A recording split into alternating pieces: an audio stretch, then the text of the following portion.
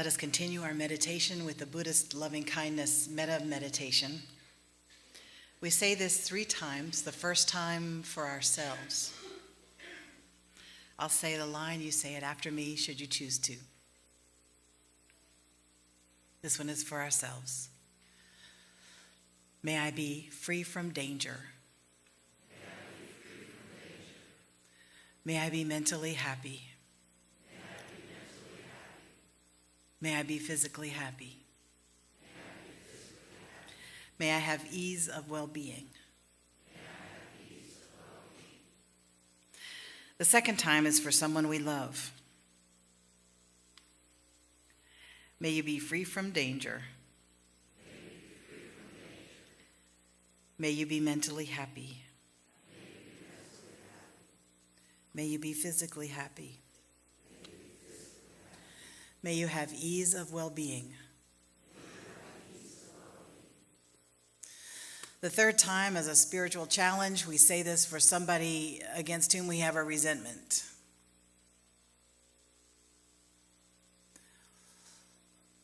May you be free from danger. May you be mentally happy. May you be physically happy. May you have ease of well-being.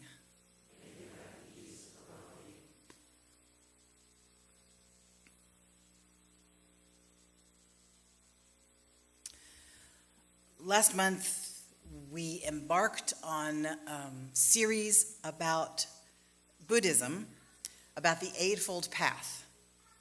And the first element in the Eightfold Path is right understanding. So I talked to you about what they want you to understand. There are a couple of different ways of going about teaching a tradition that is not your own, but that is in the root of your own. And one is by teaching it as an insider. The other is by teaching it as an outsider, making commentary the whole way.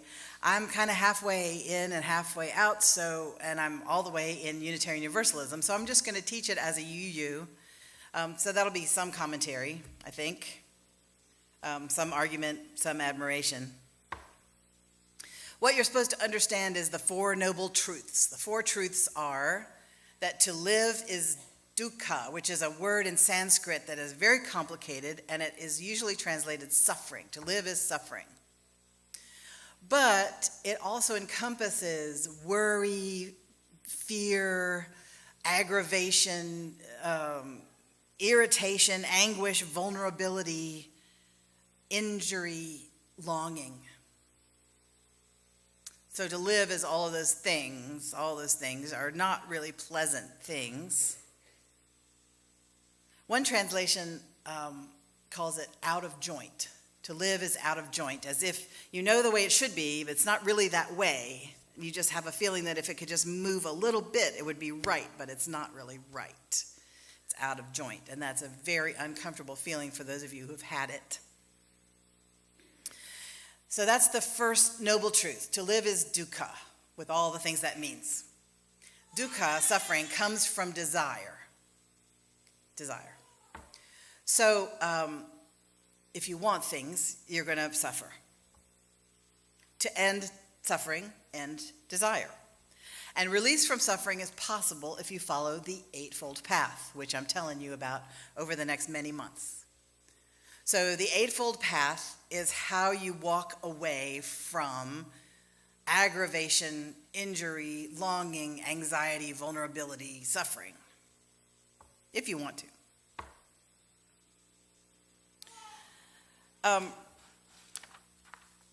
We live in a culture that encourages desire. We have, and we always rhyme it with fire. I don't know why. If you ever write a song, don't do that. Like crazy and baby. No. No, no. So our culture encourages desire.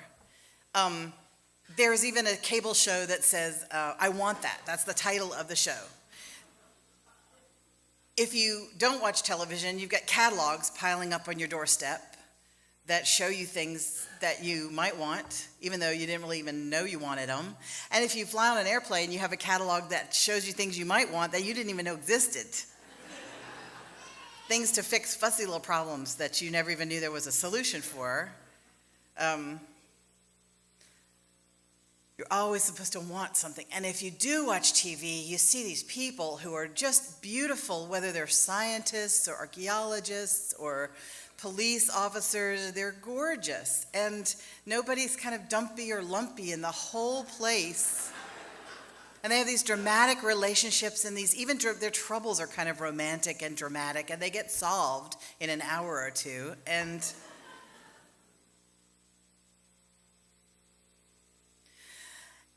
even though human beings in our culture watch a lot of TV, the people that you watch on TV are never watching TV.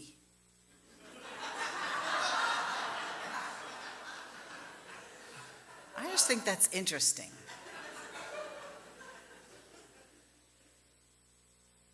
So the Buddha taught that desire for things leads to unhappiness.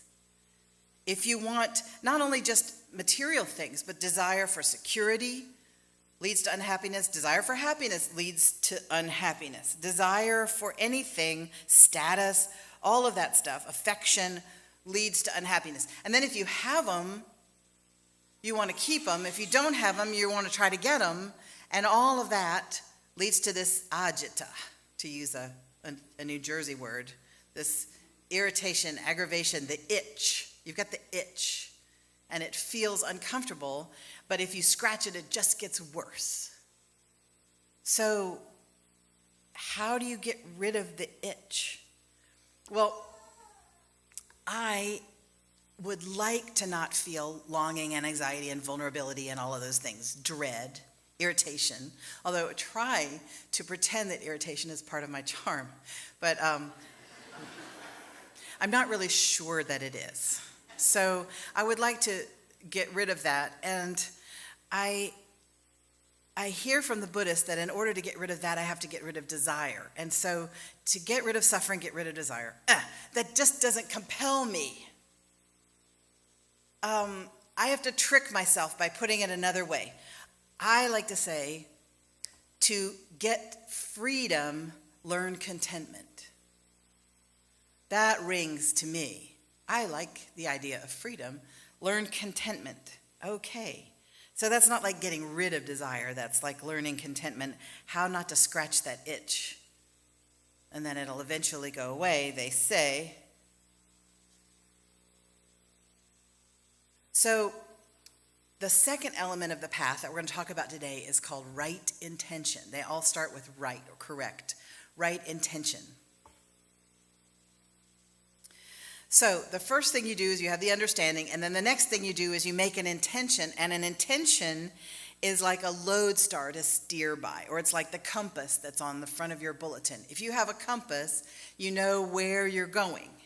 And if you have a star, you know how to steer by that. And so even if you get blown off course, or if you get lost, or if you get dithered somehow, then you'll know, okay, when I come back to my right mind, I'm going that way. And every decision I make, I can say, does this get me closer to that or not? And if not, I don't go there. So it simplifies my life because I've got a place to put my feet, one in front of the other. And it's kind of like a desire. I want to go there, but it's not really a feeling. It's an intention. It's an action, a plan. It's a plan of action. So if you have this plan of action, then you know where to go. Like Scarlett O'Hara in the field after the Wawa, and she said, "As God is my witness, I'll never be hungry again."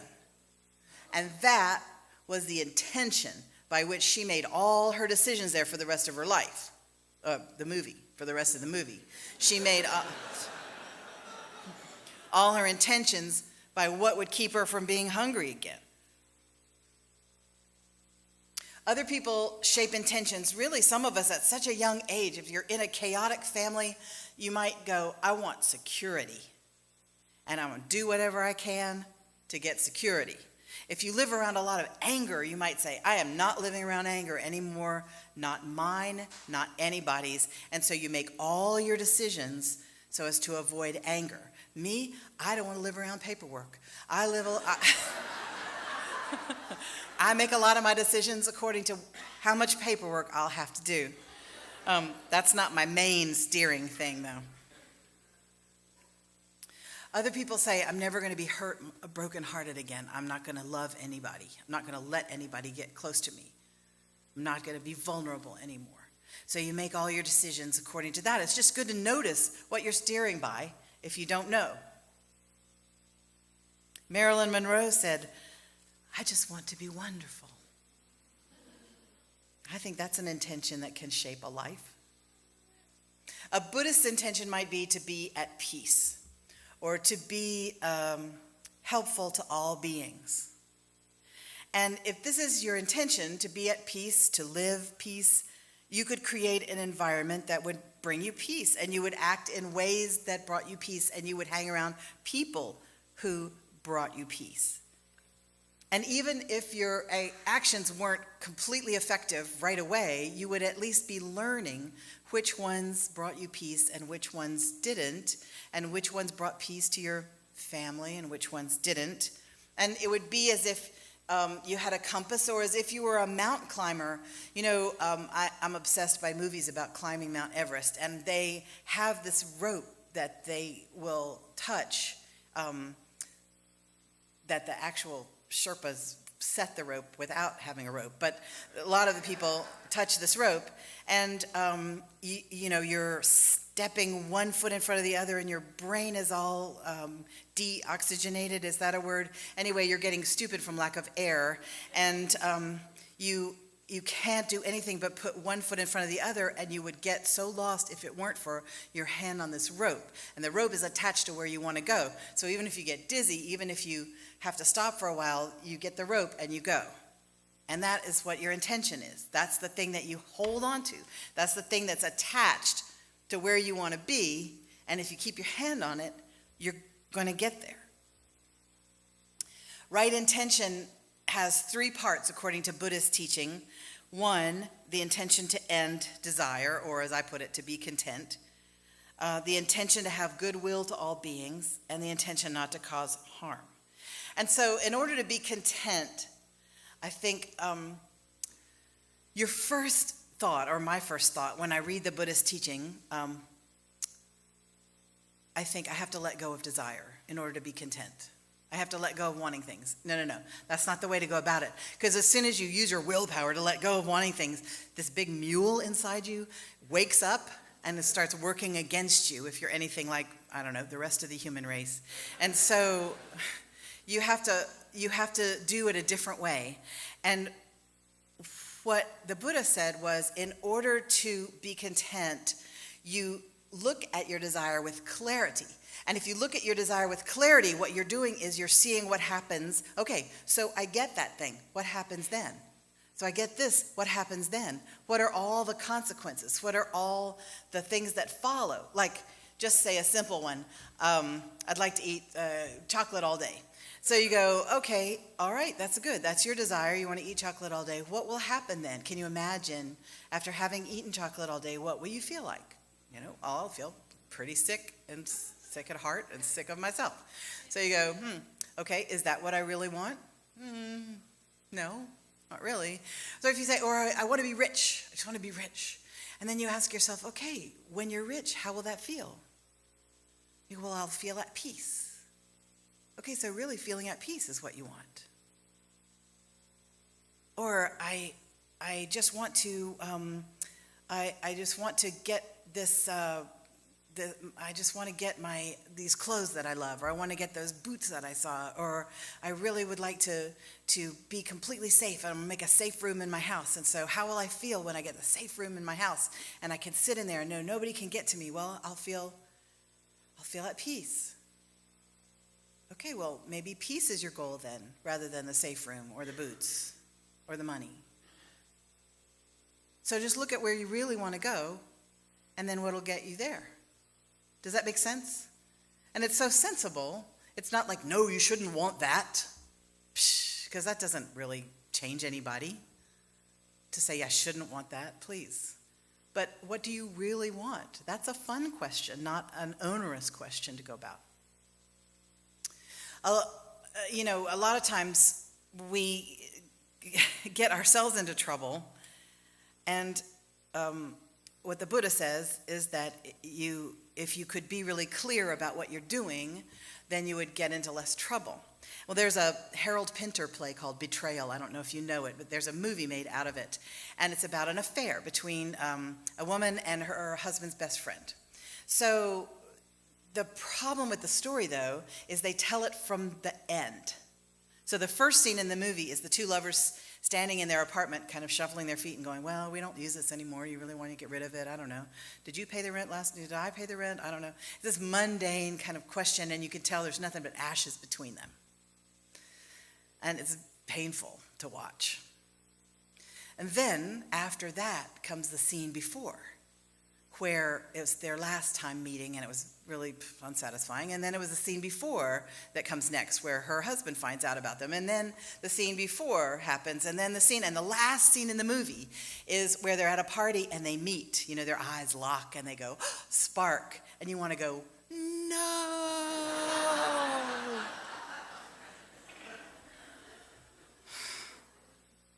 And you wonder if they could have seen the whole movie. If they could have seen it, would they not do it? I don't know. A couple of years ago, there was this YouTube video that went viral called Charlie Bit Me. I'm sure most of you have seen it. But it's a perfect Buddhist video because there's a stroller and the older child is in the back. Maybe he's 3 and the younger child is in front, maybe 1. He's got teeth coming in. And his older brother reaches around and sticks his thumb in the baby's mouth. And he goes, bite me, Charlie. And so Charlie chomps down like that. And he won't let go. And so soon it's really hurting, and the brother's wailing, Charlie bit me. And then you see him doing it again. Charlie.